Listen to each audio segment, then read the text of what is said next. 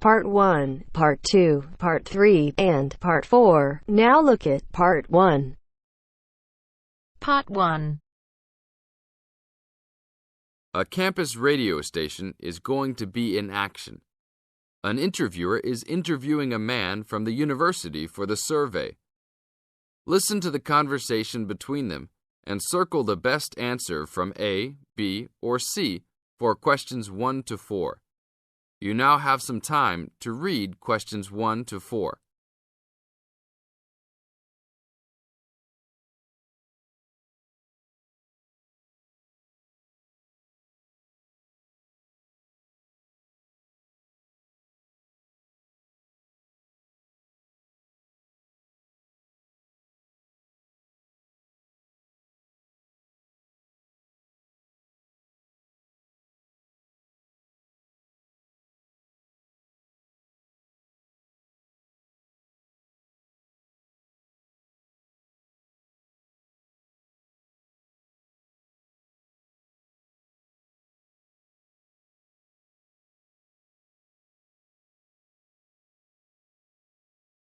Now, we shall begin. You should answer the questions as you listen, because you will never hear the recording for the second time. Listen carefully and answer questions 1 to 4. Excuse me, I'm conducting a campus survey. Would you have time to answer a few questions? What's it all about? We're doing some market research for a new campus radio station starting in the next few months. That's okay. Sounds good. Great. I'll just work through this form with you. And if we could start with some personal background information? Sure. Right. If I could have your age, please. 26. Okay, good. And are you a student, teacher, or in another job? Well, I'm a tutor, but I'm also a postgraduate student, so I don't know what you might call me. What do you think? Okay, well, I'm more of a teacher, really. Fine. And would you mind if I asked about your salary, or I could leave it blank? No, that's okay. It's $20,000 a year. Thanks. Right. Now about your current listening habits. What would you say is your main reason for listening to radio? Well, I'm usually busy during the day at work, so I usually only listen to the radio at night. It helps me relax and unwind, even if I'm studying. Good. And how many hours a day on average do you listen to the radio? Well, not a lot really. I'd say just over an hour all told. Now you have some time to read questions 5 to 10.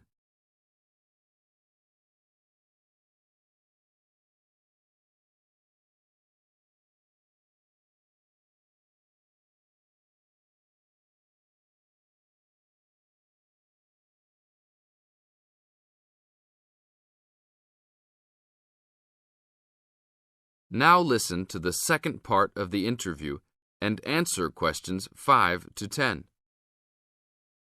So, what are the two main times of the day that you listen to the radio? Well, for a little while around breakfast time, and then it tends to be later, after dinner, when I've finished any serious work I need to do. And what sort of radio programs do you like? I like the news, but I also like classical music. It helps me to relax. Fine. And turning to the new campus station, which type of programs would you prefer?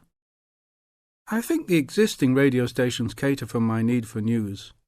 So I'd like to see programs about local information, providing a service to the campus community. And in the same vein, perhaps more for academic viewers, some lectures or relevant programs. Oh, I see. And if you had to give the new director some specific advice when they set up the station, what would you tell them? I think I'd advise them to be careful about the quality of the broadcasts. The sound system. There are a lot of radio stations, and people can change their loyalty quickly if it doesn't meet their needs. I think they should do more of these kinds of interview too, talking with existing and potential customers. Oh, I'm pleased you think it's useful. Certainly, yeah. Good. Now, this station will not be fully funded by the university. So how often do you think it is tolerable to have adverts? I think, out of that list, I'd say every quarter of an hour. Of course, That's providing they don't last for 10 minutes each time. Oh, quite. And are you interested in attending any of the special promotions for the new station? Yes, I'd be happy to, as long as they're held on the campus or nearby. OK, I'll note that down. And finally, may we put you on our mailing list? Well, I'd prefer not, except for the information about the promotions you just mentioned. OK. Can I have your name and address? Of course. I have a card I can give you. Oh, great. And thanks a lot for your time, and we look forward to seeing you. Yeah, sure. Thanks.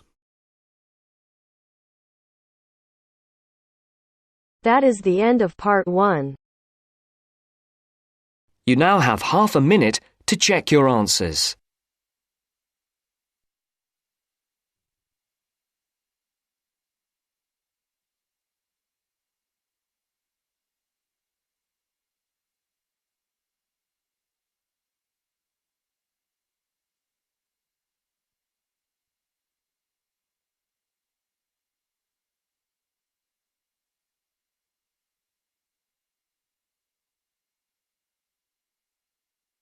Now turns to part 2. Part 2. You will hear part of a talk about attending a science festival. First, you have some time to look at questions 11 to 16.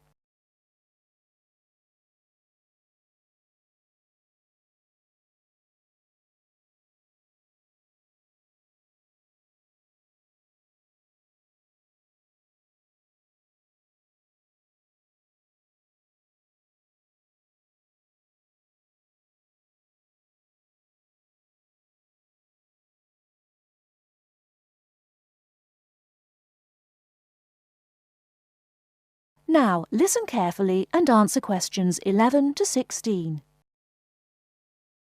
Now, I think nearly all of you have received confirmation of your school placements for next term, and as part of your activities, we will be asking you to take responsibility for promoting a school visit to the Norchester Science Festival. Of course, the head of science at your school will be aware of the festival and should have all the details of it, but all the heads of science at your schools will be looking to you to be the main organiser and motivator of a visit to the festival. They'll give you the documents you need. We hope that you will motivate pupils at your schools to take an interest in the festival.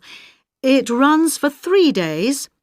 There are day tickets and special 3-day tickets, and schools have the extra option of a 2-day ticket. We hope you will encourage your pupils to visit it on 1 or 2 days. But most important of all, we hope you will use the festival to generate a lively interest in science that will last all year round and provide the school with a lasting benefit. This will, with luck, lead to improved examination results in science subjects.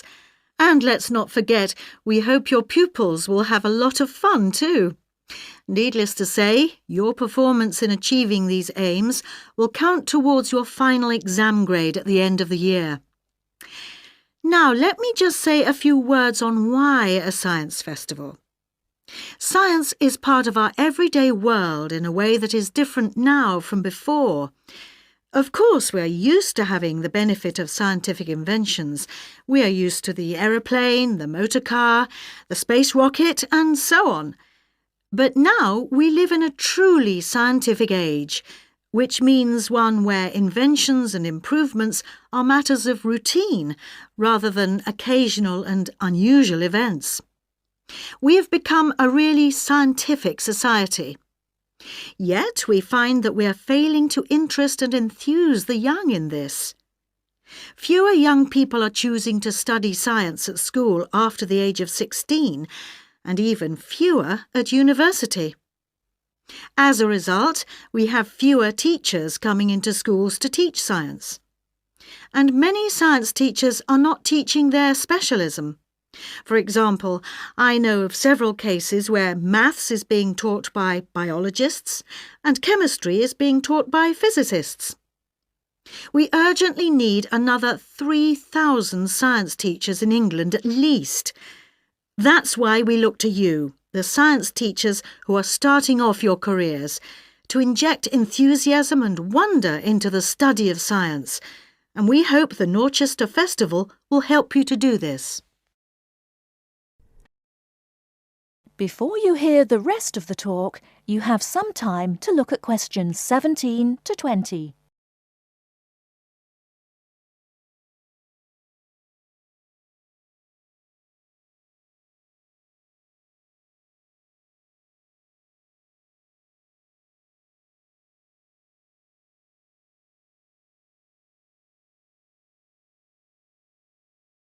Now listen and answer questions 17 to 20.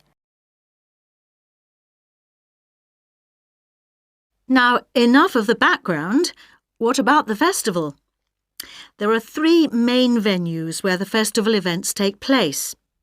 These are the Millennium Library, the Town Hall, not the Town Hall itself but the Town Hall Conference Centre, and the Norchester Theatre. Now, when you are planning your visits, remember that many of the activities for younger pupils will be at the Millennium Library, and the secondary school pupils may find more to interest them in the Conference Centre. Now, just so that you have some immediate information, I'd like to mention a few of the events that are taking place this year. One event of special interest to people living in this area is called Waterworld. This is a clay model of the southeast of England, and the presenters show you the effects of rising sea levels as a result of climate change. They ask the audience to select the rise in sea level, for example 20 or 40 or 60 centimetres, and the model shows the places that would be flooded as a result. Watch out for your town. Does it sink or does it swim? Transport 2050 is about transport options for our towns in the future. A number of experts will introduce the topic, and then everyone at the event will have a chance to speak and give their views. Science in a Suitcase is a comedy act by 2 scientists who do crazy experiments and sing songs and play the clown to large audiences every afternoon. I'm particularly looking forward to that one, which should be entertaining. Ropes and Hangings is an interactive event which will be of interest to young people, in which, after experimenting with ropes and bricks, they build a real suspension bridge. That kind of hands-on activity is always really popular. And, appealing to a different audience, there is Paper and Time, in which some experts will be showing us the techniques they use for the conservation of ancient books and manuscripts. This will obviously not be for everybody, but it should be interesting just to see how they do it. Now, let's move on to tickets and transport to the festival. That is the end of part 2. You now have half a minute to check your answers.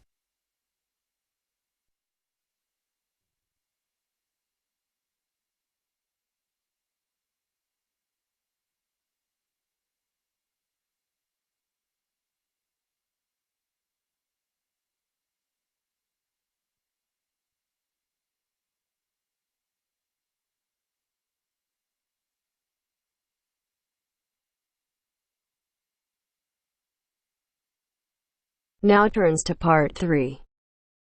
Part 3. Richard Murray, a zoologist and popular TV personality, has been giving a talk on endangered species of wildlife to members of the Young Conservationists Association in a small town in the south of England.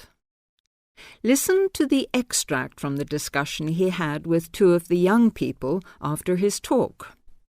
First, you have some time to look at questions 21 to 25.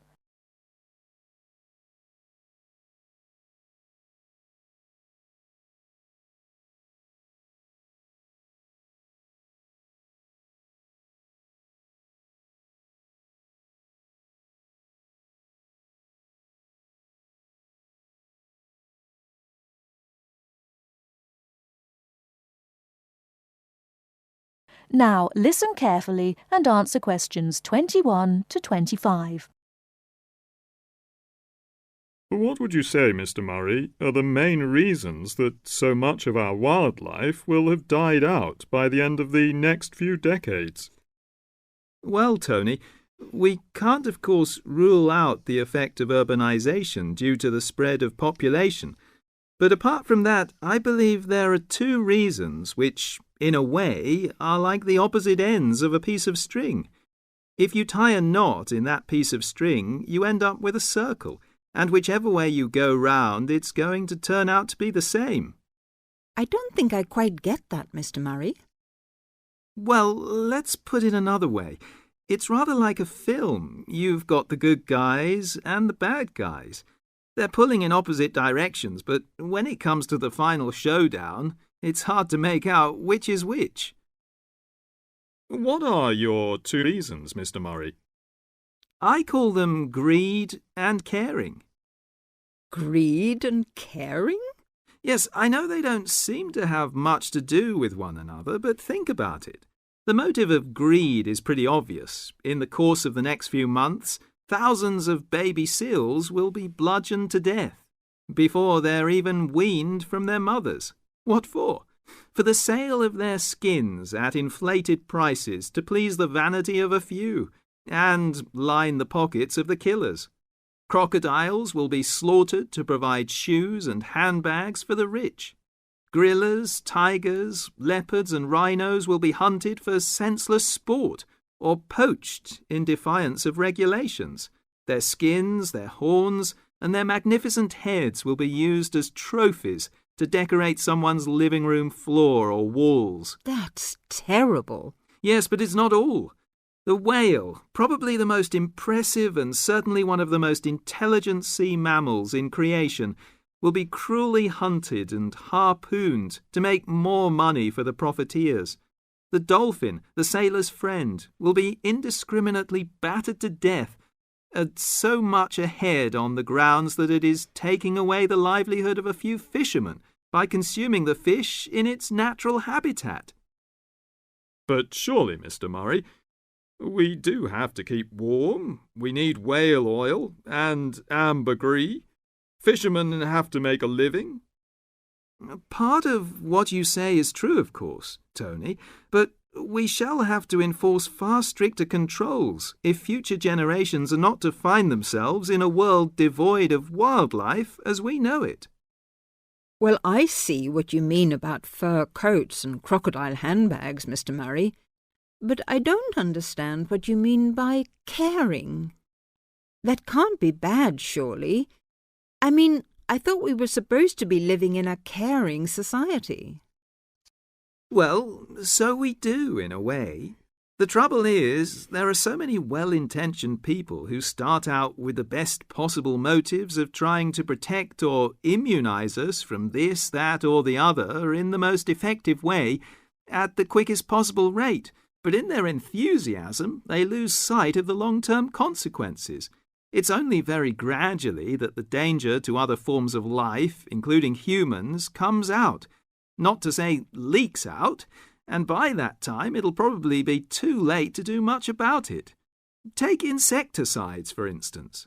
But Before you hear the rest of the talk, you have some time to look at questions 26 to 30.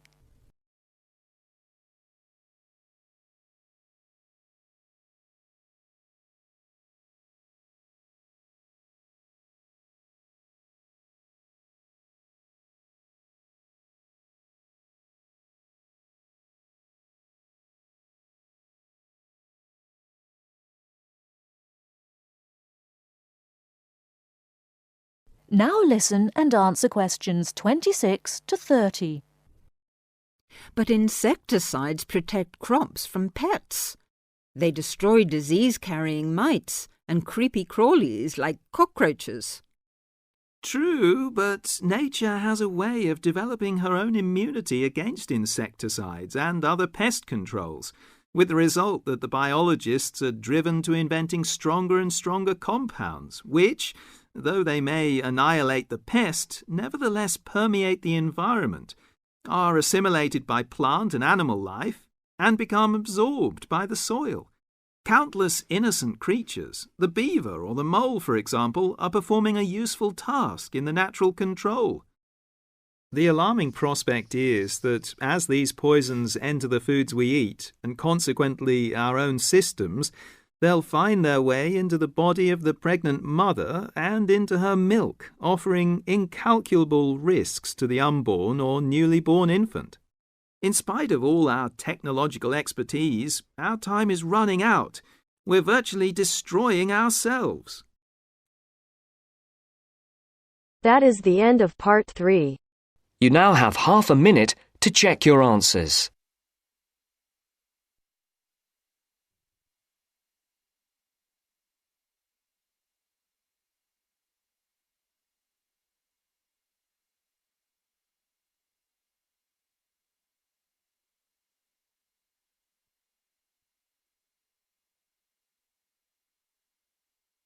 Now turns to part 4. Part 4. You are going to hear a talk given by Jim Allen. He is going to share some of his findings of his research. Now you have some time to look at questions 31 to 40.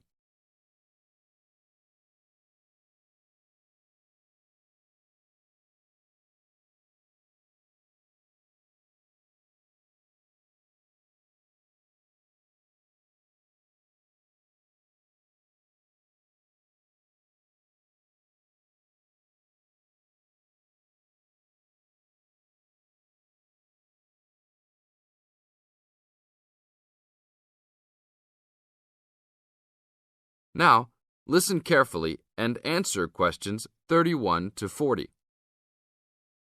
Good morning. Today we'll be hailing from Jim Allen, who will be sharing some of the findings of his research project from last term. Jim. Thanks. Well, to start with, a little bit of background about the project. As you can see, our title is something that is relevant to everybody in this part of the world: water safety. These days, there's a lot more to water safety because of the increasing number and range of boats and other things people use on public waterways. I'd become interested through reports on radio about the number of incidents involving small powerboats and individual watercraft such as jet skis. It seemed to me that because these craft were essentially recreational and didn't require licenses to use, there was very little opportunity to influence the users towards being safety conscious. So, I decided to make this the focus of the project. For the research, we mainly relied upon talking to people, asking them questions in preference to using a written questionnaire. We interviewed a wide range of people at a number of popular swimming locations over 2 consecutive weekends and asked them what they'd observed or experienced themselves. The respondents were both male and female, but the men were just slightly in the majority.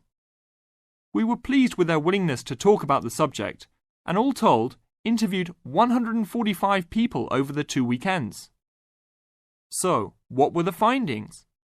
As you can see, 86% of people reported having had some type of problem. A surprisingly large percentage, 27%, commented that they had found it necessary to shout at an offending powerboat, but the main type of problem was the deafening sound that some of the boats made. On occasions, this led to swimmers deciding to move to another location. So what strategies did people adopt to ensure their own comfort and safety? Let's have a look at the figures. First, it was noticeable that there were often distinctly different answers between men and women. It was mainly the women, for example, who said they should try to choose places where boats couldn't go, whereas it was usually the men who said you shouldn't have to move if you were there first, so you should shout at them if necessary. Both men and, it was women who said you should call the authorities if the situation gets too dangerous or the powerboat drivers are acting irresponsibly. Then, I had thought it would be mainly women, but both sexes made the point that above all, it's important to get children away from any possible danger. Men were very aware that jet skis could be unpredictable in inexperienced hands. They also made the point that it's much safer to have your car nearby and clearly visible to any watercraft if you're swimming in a relatively remote spot. Finally, wearing visible clothing, men didn't think it was quite as important as women, but both gave it a high safety rating. When we asked them what they thought the government should do to help solve the problem,